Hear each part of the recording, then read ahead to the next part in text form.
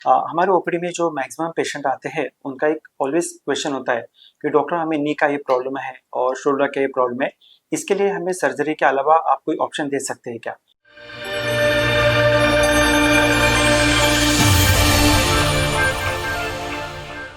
नमस्ते, मेरा नाम डॉक्टर भूषण गणवीर है। मैं Lokmanya group of hospital Pune में arthroscopy and sports medicine surgeon के तहत काम करता हूँ।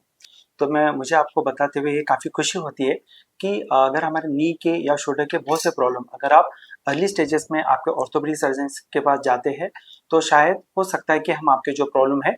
डेफिनेटली क्योर कर सकते हैं। तो ये जो इम्पोर्टेंट टॉपिक है जिसे हम कहते हैं रोल ऑफ ऑर्थोबायोलॉजिक्स या जिसको स्टेम सेल भी कहते हैं, जो हम नी या शोल्डर में कॉमनली यूज़ कर सकते हैं।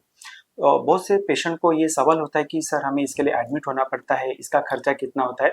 मुझे आपको बताते समय काफ़ी खुश होती है कि ये प्रोसेस जो करते हैं ओपीडी प्रोसेस होती है, राइट? और इसका सबसे बड़ा जो एडवांटेज होता है कि हम पेशेंट का खुद का ब्लड लेके उसके जो स्टेम सेल हार्वेस्ट करके उसको आइदर नी या शोल्डर में हम लोग इंजेक्ट कर सकते हैं। तो इसका जो प्रोसेस होता है काफ़ी सिंपल होता है। यहाँ पे हम पेशेंट का जो 15 ml ब्लड लेते हैं और उसको एक किट में हम लोग प्रोसेस किट में लेके उसको एक जो सेंट्रीफ्यूगल मशीन होता है उसमें हम लोग प्रोसेस करते हैं।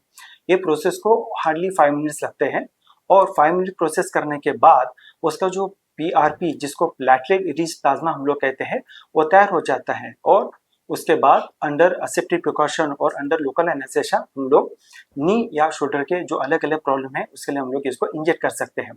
बहुत से पेशेंट का ये सवाल भी होता है कि सर हमें लिगामेंट इंजुरी है या हमारे शोल्डर में मसल इंजुरी है, इसके लिए हम लोग के इंजेक्शन यूज़ कर सकते हैं क्या? हमें ऑलवेज एक चीज़ समझनी चाहिए कि जब भी हम लोग ये स्टेम सेल यूज़ करते हैं तो हमारा जो पेशेंट सिलेक्शन काफ़ी प्रिसाइज होना चाहिए। जैसे मान लीजिए अगर आपको नी में अगर आपको लिगामेंट इंजुरी है जिसे हम लोग एंटरक्रूशिएट लिगामेंट या पोस्टरक्रूशिएट लिगामेंट कहते हैं, या जो मेनिस्कस जिसको हम लोग शॉक एब्जॉर्बर भी कहते हैं, अगर उसका अर्ली स्टेज का इंजुरीज है जिसको हम लोग ग्रेड 2 कंट्यूजन या ग्रेड 2 टीयर कहते हैं, या आपका जो गादी जिसको हम लोग कार्टिलेज कहते हैं, अगर उसका स्वेलिंग हुए या उसका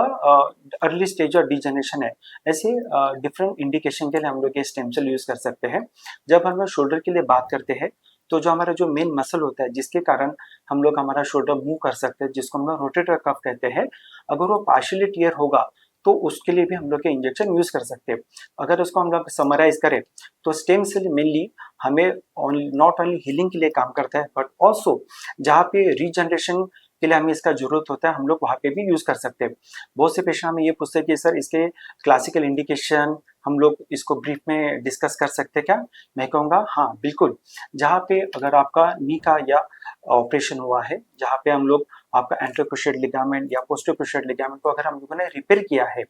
आपका जो शॉक एब्जॉर्बर जिसको मेनिस्कस अगर उसको रिपेयर किया है और ऐसे पेशेंट में अगर मान लीजिए हम लोगों ने स्टेम सेल नी जॉइंट में इंजेक्ट किया तो डेफिनेटली आपका जो क्रूशिएट लिगामेंट या आपका जो मेनिस्कस है वो हील होने में हमें काफ़ी हेल्प होती है। सेकंड, ये इंजेक्शन का और एक अच्छा फायदा होता है कि अगर हमको इसे नी जॉइंट में या शोल्डर में अगर अर्ली स्टेज में अगर हम लोग देते हैं जहाँ पे आपका कार्टिलेज का इशू है तो आपका कार्टिलेज भी काफ़ी हील होने में हमें हेल्प होती है। थर्ड इम्पोर्टेंट, जब भी हम लोग के इंजेक्शन देते हैं इसका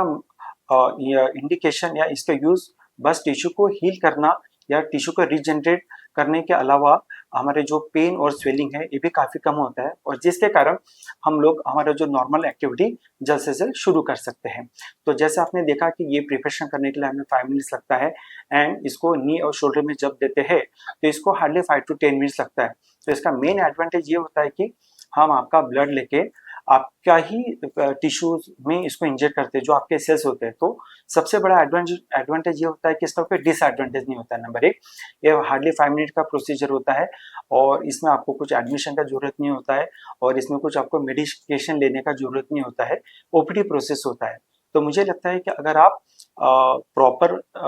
कंसल्टेशन करके और अर्ली स्टेज में अगर आप आपके डॉक्टर को कंसल्ट करते हैं तो एक आज मेडिकल साइंस के लिए एक वरदान हो सकता है हमारे लिए। अगर आपको स्टेम सेल के बारे में अगर और आपको इन्फॉर्मेशन चाहिए होगी तो आप कमेंट बॉक्स में जाके आपके कमेंट प्लीज़ मेंशन कर दीजिए, हमारी टीम आपको रिवर्ट बैक करेगी। Thank you.